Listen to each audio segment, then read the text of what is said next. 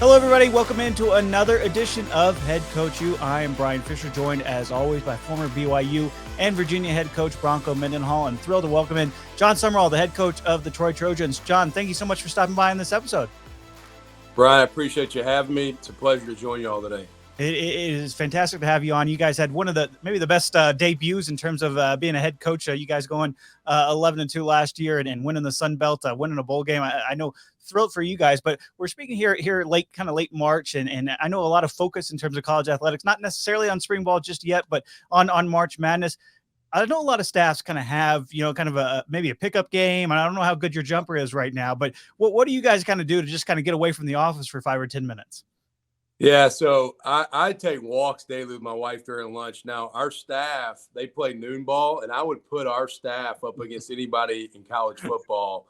We've got a really athletic group, competitive, fairly young staff, and they come back. We have a staff meeting after lunch at like 1:15 every day. And the stories of who got the better end of the draw that day enter the staff room as we start that meeting. So my routine is walking my wife at lunch, but our staff is fully engaged, not just in March Madness, but in noon ball madness all the time. So they're always competing. So how did you find these guys, Jon, the guys on your staff? And you mentioned some are younger, and so give us just a quick insight as putting together that crew, and obviously it's been successful so far and starting, but what was that process like, and where did you find them? And what were you looking for? Yeah, that's a great question, Bronco. When I got here, a couple of the guys that were here as assistants on the previous staff, I had worked with when I was an assistant here years ago.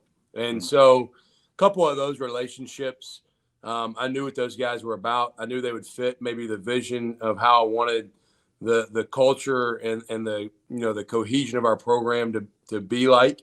And so kept a couple of guys that were previously here that had been here for several years, one of them. And then really, as I went through the process, I was really, really slow putting a staff together. My wife kids around. She was like, you're waiting for signs of miracles of who's the perfect fit. But I wanted to be very detailed though. And, clearly you want people that have football knowledge and are good coaches and good teachers. But just as importantly, I wanted to make sure that they're the right fit for Troy, Alabama, Troy University, and they were the type of men of character that I wanted around our program daily, men of family, men of substance, that care deeply about others and about serving. And so really didn't hire maybe all my best friends. I hired some guys I knew, but I might have made a buddy or two mad because I just had to make sure that for me it was about finding the right fit for Troy right now and who was going to help maybe push the vision that I had in my head of what I wanted this to look like. One of the things that along the way, I had a pretty simple rule over time, and this might resonate with you, but I wouldn't work with anyone I didn't like. And so a lot of people think that means that we were friends.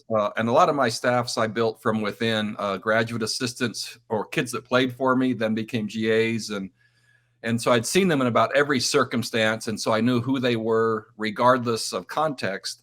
But so sometimes when I say I wouldn't hire someone I didn't like, that doesn't mean just personally. That means they had to be fiercely competent professionally as well. And so in our building, behind every door, my goal would be behind that door, if a player opened it, there'd be someone that was amazing at what they did, but also how they did it in terms of compassion, care, and the type of person that I couldn't wait to see every day. And I use the same thing in recruiting. And if I just couldn't see myself wanting to be around that person every day, then that was a no. Even though they might have been great tactician or strategic, but if they weren't the type of person, as you said, right, and there are different fits for different places.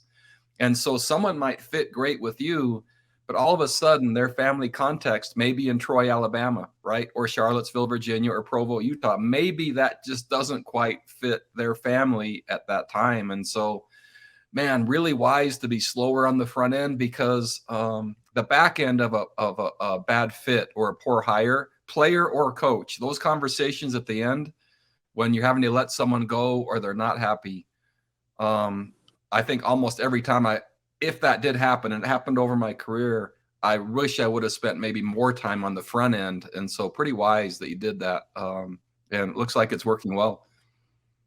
Yeah, it's gone well. Like I said, my AD and my wife were the two that were questioning how slow I was going. But a couple of mentors that I trusted just said, hey, look, don't worry about how fast you do it. Worry about how right you get it, and be very deliberate and detailed. And so when I hire somebody, even if I know them, I will call like 50 people to find out, like, hey, what's this guy like when things aren't going good? Yeah. Like it's everybody, when things are going great, everybody can be a good person. What's happening when it's not going so good? When your back's against the wall? And I believe that if you're connected and you're cohesive as a staff, your players feel that and they feed off of that. And if they're not, they also feel that and feed off of that too. Certainly. And really, even in the context of a game, what someone's like on the headset in a game. So they're seeing a coach at the convention, or they're seeing him casually, or there's maybe working with them before, but there's a whole different relational component when a team is driving against you, or there's critical moments, and on the headset, what might happen. And so, the doing your research, it sounds like you were really thorough, which is super wise. Did you have priorities? So let's say, were you starting with your coordinators first? Did you have your sequencing already aligned, or how did you do that? Very much so. Yeah. Hired offensive coordinator and defensive coordinator. Got both of those hires done about 2 weeks after accepting the job. So going back to being slow, it took 2 weeks to finally hire the OC and the DC, and I hired them within a day of each other. And then after that, for me, it was about getting the offensive line hire right. I'm a defensive guy in nature. I know what gives me problems defensively. But to me, from a teaching standpoint, I'm not going to walk in the offensive line room and just retool everything. I've got ideas maybe, but I don't need to go in there and teach that room every day. And to show that I feel like we did hire pretty good, I hired a guy named Cole Popovich in that spot, who since the Houston Texans have hired. So, if we lose assistants to the NFL, I'm okay. That means we hired somebody that's probably pretty good. But O-line was critical. And then after that, just guys who fit, I knew what I wanted, offensive coordinator and defensive coordinator schematically to a certain degree. And then wanted to make sure those guys that we hired behind them to support the coordinators really fit what the coordinator needed. Along with the other things like we mentioned, that they fit the university and our program. They had to fit sort of stylistically what we wouldn't do in all phases. And so, but coordinators first, and then O-line really close second, almost tied with the coordinators to me. One of the things that I think is becoming, and I don't know how you feel, this will be fun just to kind of consider for a second. For me, very similar in terms of what you chose. And then my secondary coach, I view him on almost the same light as the O-line coach. And so that's just a personal preference that I have, as those positions are, wow, do they have impact? But as I see it now, the strength coach component, right, with the amount of time that person spends with your players and his alignment with you, and the cultural reinforcement and promotion that happens, that to me, that hire. But now player personnel with the selection and assessment and the unique landscape that way, those two positions to me are also where did those fit, like within your construct, and how did that work? Yeah. So before I answer that, I will say secondary, I think, is also critical. Nothing will cost you a game more than giving up goofy, explosive plays where you just don't cover somebody. So the best thing that happened to me too as a coach, my last 3 years before taking this head job, was going to work for Mark Stoops, who Mark's like a secondary guru. I mean, he's unbelievably gifted in seeing things. And so now, even though I'm a linebacker coach by trade, everybody that sits in a defensive room with me, they're like, Coach, you're like a DB coach. You're not a linebacker coach anymore. I'm like, yeah, because them getting 3 yards in a run doesn't beat us. Them getting 50 yards in a pass does. But I could not agree with you more on the strength coach perspective. And kind of, I'll give you an interesting insight to what happened here with my strength coach hire. came into taking this job with a couple people very, very central on my mind in regards to being a good fit with what I wanted to do here. When I took the job, I had a unique insight to the program a little bit because I had coached here 2015 to 17 with Neil Brown. And some of the kids that were like 6th-year COVID seniors last year were kids that I recruited here when they were freshmen. And so most of those kids had become leaders in this program and just, stalwarts of what doing things the right way looked like. And so when I took the job, I met with about 12 to 15 young men on the team individually. And I said, I'm not going to do this very often, but I'm going to do this now. I said, if you were the head coach today, give me 2 things you would change immediately or that you think have caused the program not to find the type of success we all want. And give me 2 things you would keep the exact same. And almost every one of those young men said, I really think you should keep the current strength coach. Wow. And to me, that's like a, whoa, that wasn't in my plans moment almost, but it kept coming up over and over and over again. And it wasn't one guy. I'd already had one conversation with the head strength coach and just said, don't know where I'm going yet. I'm going to be in touch with you. I'm going to take some time to figure this out. And we had a conversation. I liked the conversation we had. It was fairly lengthy, but I still wasn't like, hey, that's the direction we're going. I didn't know yet. And as I did my research and got to know him better, I talked to our team doctor here. I talked to our athletic trainer here about how they felt about his involvement with the program and how he served the players. And man, the more I found out, the more I was like, this guy might be a part of the solution in how we want to do things here. And his name's Rusty Witt. He was the head strength coach at Louisiana Lafayette with Mark Hudspeth, and he was at Texas Tech with Cliff. And he's a former Green Beret in the military. Yeah. He's a blue collar, hard nosed, just tough guy. I love him to death. He's kind of like a crazy big brother to me. But he's been a perfect fit for what we wanted culture wise. And as I found more and more out, I was like, this is the direction we're going. Yeah. And so I think once again, I believe it shows as you walk into something, you need to know what positions are significant and you cannot mess up. Not that you want to mess any of them up.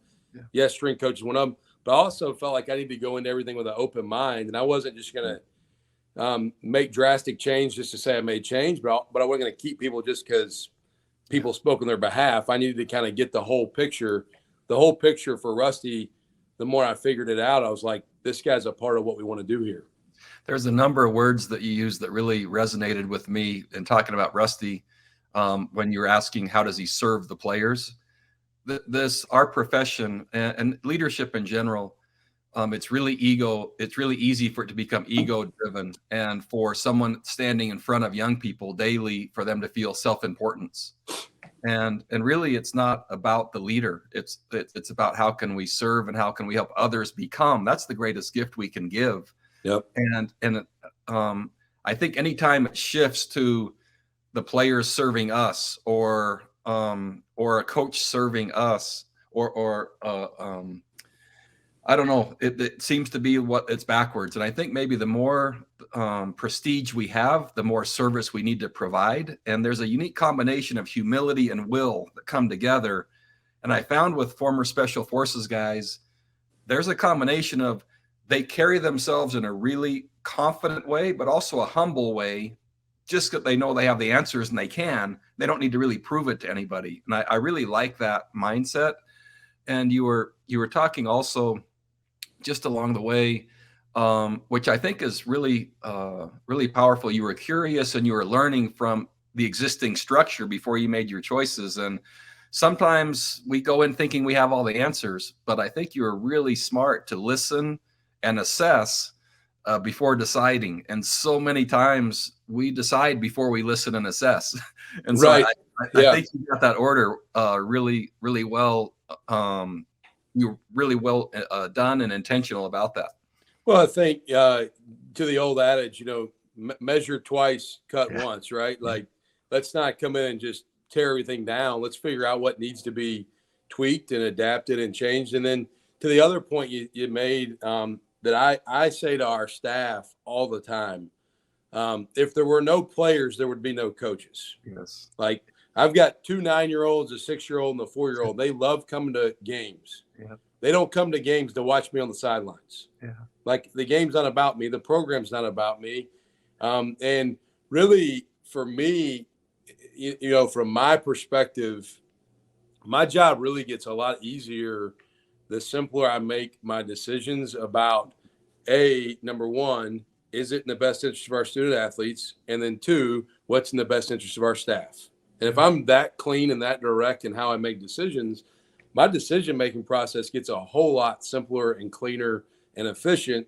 And, you know, there would be no head coach if there wasn't players. Like, I think too often, you know, coaches get too much credit when things go well and too much blame when they don't. And, you know, we're all mature adults and men, and this is our profession. So, yeah, you're ready for that blame and also for the credit. But I think, man, to me, it's about the team and it's about the individual development of our players and serving our players. And if we lose sight of that, then we've missed the boat completely. I think that's true. And it's easy to lose yourself with the praise of the world that comes with the position you have, especially after success. And my hope is that you have the same kind of success over and over. And I that would be awesome. There's a chance, if you're a head coach long enough, that there might be a season or a game or something that doesn't quite go how you want it. And I don't know. I was always impressed with the leaders that would accept blame. And because really everything in the program you're responsible for, and that's just comes with the job. So I was always impressed with those that accepted the blame, even when you could see it was kind of outside of their scope, but they still stepped up and said, I'm the coach of the program. And I think there's a powerful lesson for young people there. But those same people, it seemed like they always deflected the praise, and it would then go to another coach, or it would go to a player, or it would go somewhere else, even though, right, there was an architect component and ownership they could have claimed.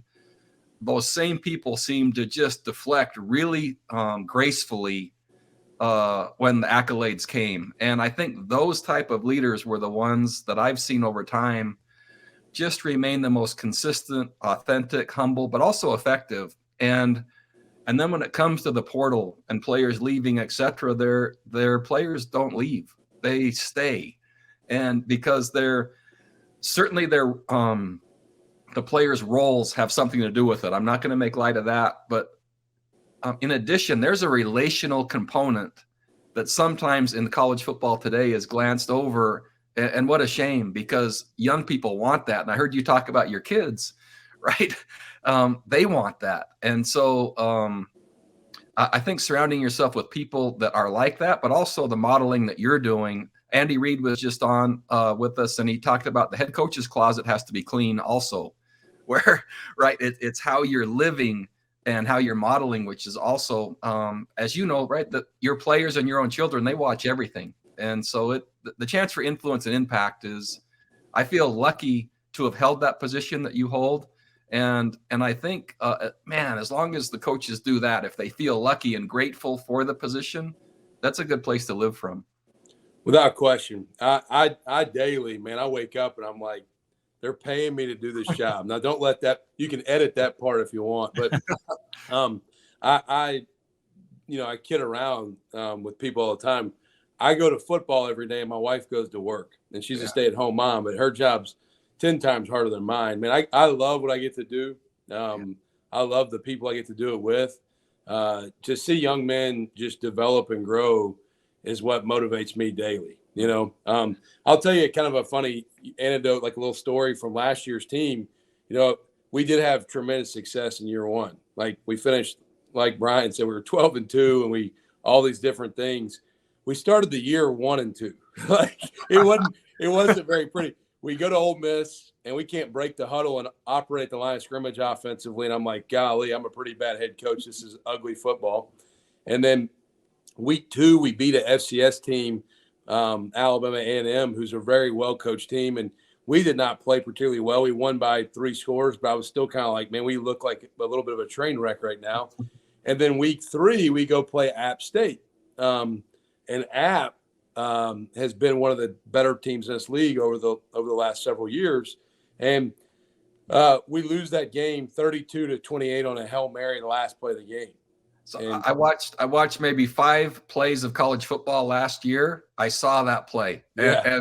And my immediate thoughts went to, I know what that feels like being a head coach. That's exactly what I thought. No doubt. Well, and so I'm sitting there, like my first reaction is, all right, get my young men off the field, right? Because they're jumping off the stands and they storm the field. And one of the young men who, man, I loved dearly was at the center of the Hail Mary play, was the last guy off the field. And like, my heart broke for that kid, I'm going to coach plenty more games and win some and lose some and have some crazy moments. But that was that kid's senior year and an opportunity to maybe avenge maybe what App State had done to Troy the last several years because they'd beaten the dog out of us. And so really in a moment where like it was the first time I felt like I really got shoot. We lost him. Yeah. So I'm coaching at the University of New Mexico, and we go to Utah State. I'm an assistant coach at New Mexico, and last play of the game, Hail Mary, all these guys go up and jump for it. There's a guy laying on his back underneath who had fallen down. The ball, like a pachinko machine, the ball bounces around, filters through everybody, and lands on the guy that's on the ground. He's back. This is the first time you've met your match and being off the grid. All right? I feel so much better. Like I've always been worried. Like my confidence is boosted right now. I'm feeling good. Well, hey, and us being on spring break and my video guy and IT crew not being here doesn't give us much better chance because I'm not an IT guru. But keep going. You're talking about finishing that up about App. So I get the team in the locker room and I immediately tell them, hey, look, guys, I'm never okay with losing. Like losing stinks. All right. Like I'm never going to pat you on the back after a loss and be like, hey, congratulations. Like that's not okay. But I also told them fairly quickly after that, the 11th game of the 2021 season, App came to Troy and the score was 45-7. And I said, the 3rd game of this season, 5 games later, we came up here to Boone, North Carolina a week after they beat Texas A&M. And I said, and for 59 minutes and 58 seconds, we outplayed them. Yeah. All right. And I said, we played one play at the end of the game really poorly. And I said to the team, I said, everybody give me your eyes. Those moments you want to look everybody in the eye. And I said, give me your eyes. I said, if anybody, media, your parents, your girlfriend, whoever wants to know what happened, tell them coach screwed it up. Like I made the mistake. Like I coached you to do that. Didn't go our way. I put you in a bad position, etc. I said, but here's the deal. There's some people in life who are going through like real serious stuff. And y'all may know some people going through real serious life-changing events. I said, this is maybe season-changing for us, and it could become life-changing if you use it the right way or the wrong way. But I said, there's people that have real adversity. This adversity for us is pretty fun and pretty exciting, if you ask me, because we get to respond next week. Yeah. And not only do we get to respond next week, we get to do it against Marshall, who just beat Notre Dame. Yeah. Like, it's not just going to be a cakewalk. And so I told the team in the next team meeting when I met with them again after that locker room, I said, look, 2 things. If you're moping around the building or you're feeling sorry for yourself, you will not play in this week's game. Like, I will not play you. Yeah. And 2, if you're wearing green, because we played Marshall that week, if you think people pinch you hard on St. Patrick's Day when you don't wear green, wait till I come pinch you, because I see you wearing green in the building this week. And we had a big student assistant, big kid on our student assistant staff, a kid named Hall. He's wearing a polo in the back of the room that's green. He's in the back of the room and he starts to peel his polo off. And the whole room kind of looks back, and the kid gets like as red as an apple. I mean, but no, we had that a little bit of adversity. Now then, obviously have not had it in a while. We won 11 straight games, but I do agree with you. How you handle adversity and take that on, and then how you deflect success. Because when things go well, it takes more than just one person for it to go well. There's so much fun, just the rhythm that comes through adversity in college football. The next opportunity comes so fast. And that's one of the things that maybe the rhythm of life is a little bit different, where there's not the next scheduled test coming the next week to look forward to, and you don't know who you're playing. And so in life, there's kind of challenges. You're not quite sure who you're playing sometimes or where it's going to come from. Right. And that constant state of readiness is part of it. But I think one of the cool things that you get to do as a head coach is help transform the adversity into opportunity, which and facilitate the growth that happens within the team, but within individuals. And you mentioned maybe the one young man that was right in the center of that play. And those moments to me, and the relationships that are formed to help that young person move on. Wow, there's just so much power in that. And in this brief pause that I've taken, if I were to say that the thing that's come back the most to me, and if I'd pass this on to any head coaches, is all of the texts disproportionately have come from former players, and they're not talking about the games or the scores. They're talking about moments, and moments of celebration, moments of hardship. They're talking about moments, and that in and of itself. So while you're coaching and while you're having success and while you're doing all this cool stuff professionally, what's been interesting to me, and just this little glimpse of time, is what the feedback is coming back is they're not talking about any of that. They're talking about the moments together while all that's going on. And man, your staff, and it sounds like you already are, can continue that part while the success goes and the relationships are thriving within. Man, there's a lasting effect of that where you really will have made a difference, and success just makes it a lot more fun. There's no doubt. Yeah. So there's one other point, man, I wanted to share, as you talked about visiting with former players as you took the job over. When I became the coach at BYU, we had a similar thing, and I didn't think there'd be a new start without a symbolic event. And so we went up the canyon, and I divided the team, and I asked them to write down everything that was wrong with the program. And they were gone an hour and a half. And man, pages and pages. And so each group came, and I have them read off what they wrote, but then they had to throw it in the fire right after they read it. And man, it took forever, and it was really hard to hear as a new coach coming in. And then it was really interesting. I asked them to then go back in the same groups and write what they're willing to do about it. And they were back in about 10 minutes. And they would have maybe one thing on their paper or two, but those became kind of the guiding principles for that team for that year, because that's what they said they would do. Right. And so it seems like as I'm listening, somewhere along the line, you were really effective in helping the team understand what was expected, but then getting them to choose, right, that this is what we're willing to do and want to do. And so what was that process like, of them kind of learning to embrace you and your culture and system, but also then wanting to do that? Man, what a really cool exercise. That's awesome to hear. I might steal some parts of that. Totally a fair game. Yeah. So many things that like, I'm a believer in, you got to know what you stand for, or you'll fall for anything. Right. Kind of like the old country song, Aaron Tippin. So you've got to know what you believe in. And I've heard this analogy before. Like in your diet, you can have medicine when you're sick, right? But you can also over medicate and give too much medicine or correction.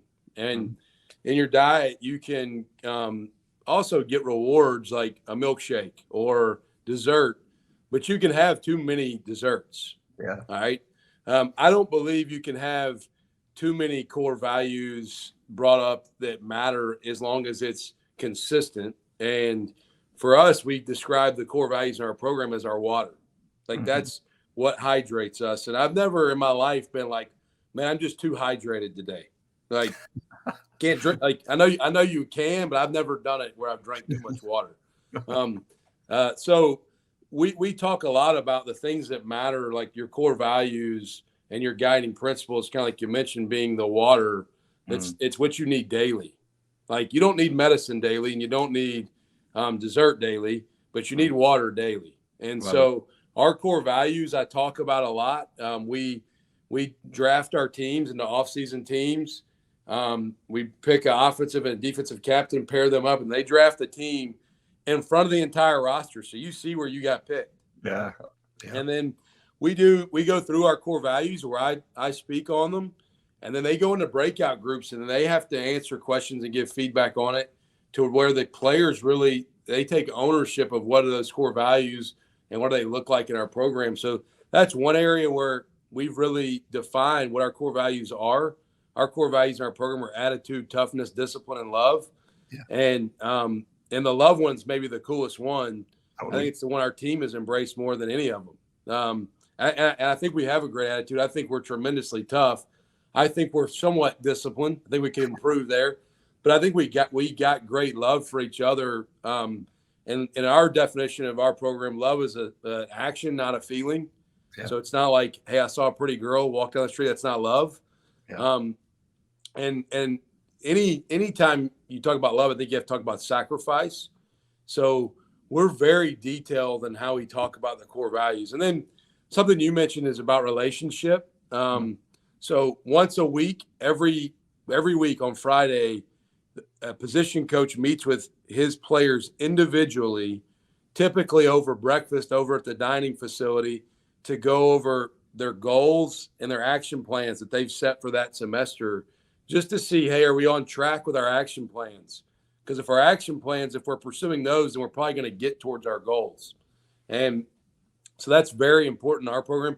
And then we do a lot of things to create connectivity and connection amongst the roster. We do a deal here. Maybe my favorite thing, I stole it from Dean Hood, who's the head coach at Murray State. I know Dean.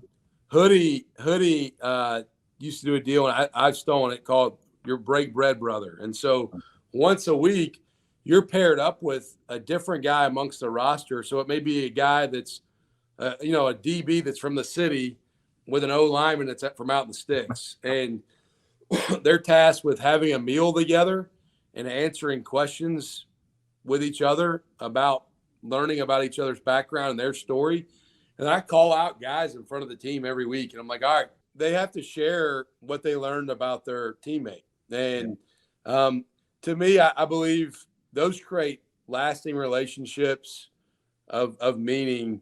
And I also believe within the team, we're going to play harder and longer for each other if we know each other and care about each other and have each other's back. And knowing somebody's story is so valuable and so important because it allows you to understand them better. And if you're not pursuing that, I believe in college football, I think, man, you're missing a golden opportunity to get to know people better. And like you said, get text messages later about moments and then moments in their life. Man, some of my favorite things are getting pictures of kids that are being born or whatever. And it's like, man, I feel like a dad or an uncle or whatever, So, but those are things that we do. We're very intentional about some of those rhythms that we are partaking in our program. Like those are non-negotiable with me. Like you've got to build that lasting connection. We were talking before the podcast, and I see pictures. I can see 3. Looks like of your kids back behind you. Yeah. There you go. And we were talking about the same thing. So we were talking about the intentionality of relationships within a team. But then as you think about being a head coach and you have your own team at home, right? The most important team. And so Holly and I, and this is just the way we did it starting at BYU, but Sunday was not a work day for our staff, and that meant nothing. And a lot of coaches, right, they don't really understand that, and thought, man, that's one less day to prepare. And I was like, maybe we're going to be better prepared because of that. And I believe in a principle that work expands to the boundaries that you set. And if there's less time, I found efficiency became improved. And if I was the head coach that stayed till 10, sometimes they'd pace themselves just because they knew they had till 10. But what if they didn't? And what if they had less time? And then we go offsite as a staff, even in the season. Every Thursday after practice, they'd come out to my place, and I had a little pool house where we divide up offensively and defensively. But there's a pool and horses and a fishing pond, and that's so even in season. That was for my staff, but specifically with my wife at BYU Wednesdays, 12 to 1:30. In my faith, there was a temple close by, and my wife would come down. We'd drive over, have a conversation. We'd worship together, drive back, and at least we had an hour and a half devoted to each other every week, right in the middle of the week, right when stuff was, but it was almost a symbolic, we're going to do it not when it's convenient, but right in the middle to just make sure that we're first. And so there was a symbolism part that I think was powerful, but also amazing what an hour and a half without anything else can do for people. And having that rhythm always there was an anchor for us.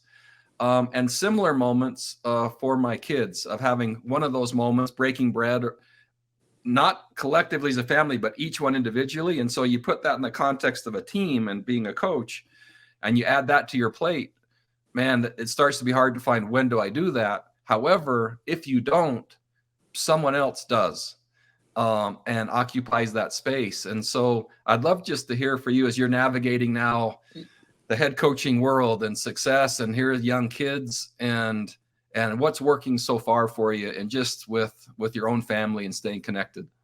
Yeah, there's certain non-negotiables that I make my calendar have to fit, that I don't squeeze out. My wife Jenny and I, kind of similar. We do it daily. We do a walk every day, and we walk through campus. And half the time there's people driving by honking or waving or saying, "Hey, coach," or whatever. But we walk daily from about 12 to 12:45 ish. And I don't care how busy the day is. I'm out for half an hour. Like, we go 2 miles in 35 minutes, 16, 17-minute mile pace, and we're moving. We're not cruising, but it's our time to really. And sometimes that conversation may be spiritual. Sometimes it may be just about what's going on with the kids' lives. So when I do see them during the week, what I need to hit on. Sometimes it'll be about the stress of the week, of the upcoming game. It's like our daily check-in. Because usually when I leave the house, she's asleep. When I get home, my wife might be asleep sometimes. Not kind of to what you said. I kick the guys out at a decent hour a lot of the times. But from a marital standpoint, my wife and I walk daily, and that's not optional. Even if I try to get out of it, she's like, "No, we're walking," and vice versa. Occasionally she does, but we stick to that. It's spring break, and we're going on a walk here at lunch today. So we do that every day. And then with my kids, so Mondays and Wednesdays, I wake up early. I'll leave. I come and run at the facility, but I finish my run out in front of their elementary school where my kids go to school. My wife picks me up in the Suburban. And so I'm a part of dropping them off at school on Monday and Wednesday after my run. And they're always giving me a hard time. "Dad, you stink. You're sweaty." I'm like, "Good. Yeah, deal with it." So, and then I take them to school Tuesdays and Thursdays in my truck. So the mornings are when I know I'm going to see them. And then we do some things staff wise. And then individually with each child, I find things that I make sure what I spend time with them on their terms, maybe with what their interests are. My 9-year-old, it's getting a little bit more real. My 4-year-old, it's still funny. And then staff wise, we're very close as a staff. On Sundays, if we've played home or road game, we eat a family meal together as a staff. So we all have an early dinner together, usually at like 5 or 5:30, and then the guys are off after that. Like, it's not like we have to grind through the night. And then on Tuesdays, we have a team family meal where our entire team on Tuesdays eats on campus with all of our families and our players there on campus. So we do 2 family meals, one that's just with the staff, and then the other is staff and players. So a lot of opportunity for us to make sure that we're staying dialed into our families and being very, very intentional with that time. I hear horror stories of guys being there till 1 a.m. I'm like, there's a law of diminishing returns there. Like you're a good friend of mine named Dale Lindsay coached pro football a long time. He said, if you can't get done in 12 hours, you're making it up, But so we eat a family dinner as an entire program on our entire staff on Sunday night. And then on Tuesday nights, we eat a team family dinner, which our families also come to. Yep. And so staffs, wives, kids, and our players are all at that dinner. And if they've got children, they're more than welcome. And so just a way for us to be around each other to create a family environment are things that we do. So I do believe, man, having to be intentional about that is vital, because it's very easy to neglect it. And like you said, if you're not filling that void, somebody is. And so we're very, very in touch with making sure we're connected. But we do another really cool thing as a staff. We take my wife and I, one of the great things about being in Troy, we're 2 hours from Destin and Panama City. Yeah. And so we take a staff trip after spring ball, but before spring recruiting, with just coaches and wives only, no kids allowed, and just hang out. And it's really a 48 to 72 hour trip that everybody, my wife and I rent the houses. Everybody's free to do whatever they want to do. And the only mandatory event is a Saturday night dinner that me and my wife have catered in. And it's really just a time to make sure that, husbands and wives are spending together. And then also we're spending time staff wise, just getting to know each other on a deeper level. And, that football may come up, but naturally it does a lot of times because we can't get it out of our blood, but it really just to relax and enjoy each other's company and spend time together. I think one of the things that was just number one, it's really powerful that the families see you making them a priority. That's because a lot of times families feel second to football as you get into this business, and without the intentionality and the things you're putting in place, which you are, man, and it's so nice to have a spouse that after a loss will say, no, we're walking today. And you say, no, I got too much to do. Now you have the same amount to do as you did when you're winning. It's really nice to have a spouse kind of hold you accountable for that. And if not, right, the outcome starts to drive everything, and everyone feels that. And you also said one other thing, and maybe we'll finish just here kind of closing on this. So you mentioned your kids and their interests. So I have 3 boys, all different interests. One loves the performing arts and the theater and reading and academics. The other loves rodeo, and the other is into sports. And so it was pretty easy for me when I took them one at a time to do something specific in their realm. And whatever they liked, I would learn. And those were the activities we did, not the ones that I liked. And so really fun to try to figure ways out as husband and wife, even in season, for those anchor points with your kids as well. And it's enough, man, there's all kinds of, doesn't feel like there's enough time even with your own team. However, right, your spouse and your kids at the same time, they want to really know where they fit in your priority system. And the time won't ever be proportional, but the intention and your being there can certainly send that message weekly.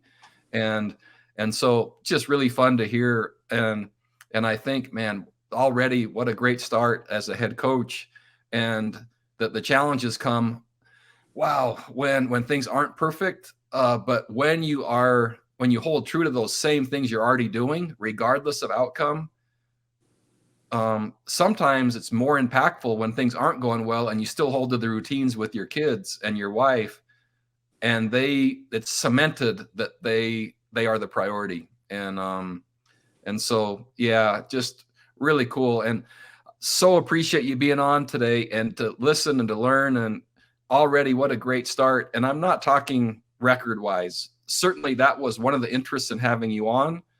But usually what I find is the people that have early success or sustained success, there's some other thing that they're doing and balance that they've included that will help that perpetuate. And it looks like you're on a really strong path that way too. So thanks for sharing all those stories with us. Just really fun to hear. Well, I appreciate it. Thanks for having me, and I enjoyed it.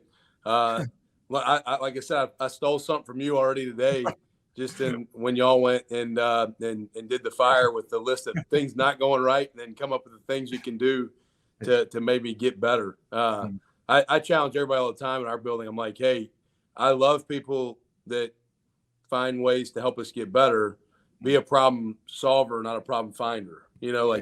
Anybody can identify the problem, help me figure out how to make the problem better. But no, grateful for the time to spend with y'all. And man, I'm honored to be the head coach at Troy. I love what I do. Like I said, I don't wake up a day and think, I got to go to work. I'm like, man, I get to go to work today. It's awesome. So, but there's to what you were just saying, there's a really cool book I love to read. It's called Steal Like an Artist. So that doesn't mean steal like against the law. That means draw from other masterpieces that have been already sculpted or painted, and how can that be applicable in Troy or Charlottesville or wherever. And I think the ability to collaborate or to share with like-minded people that are usually more similar than different, even though there's different colors, but there's value because what's happening is young people are benefiting. And that's awesome. And so just really appreciated your time today, Jon. Thanks so much. Brian, what do you got to close us out?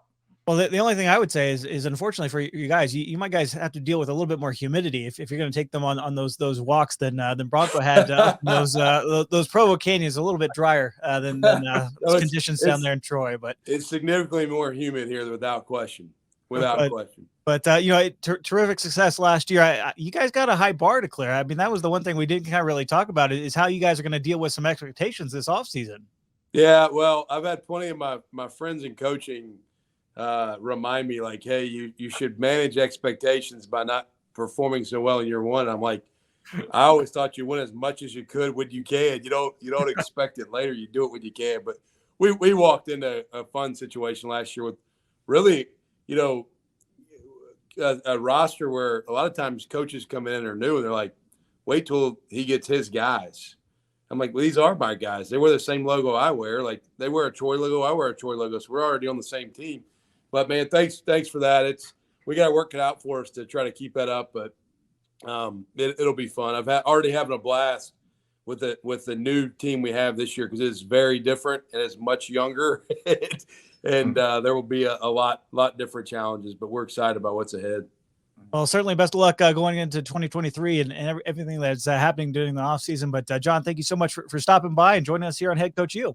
Thank you, Brian. Good luck editing this with me and Bronco's technical difficulties too. No worries. We will make it seamless. Don't worry about it. But we do appreciate it, and we'll catch everybody out with another head coach next week. Awesome. Thank you, guys.